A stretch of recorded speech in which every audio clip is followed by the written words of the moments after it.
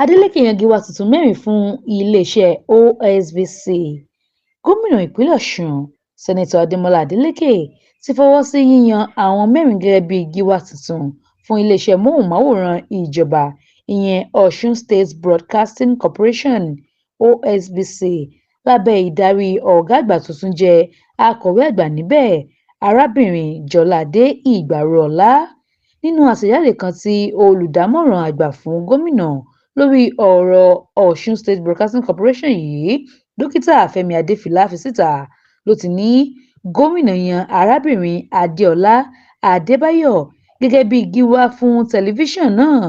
Ọ̀gbẹ́ni Túndé Ògúntómi ní gíwá fún rédíò 104.5 FM.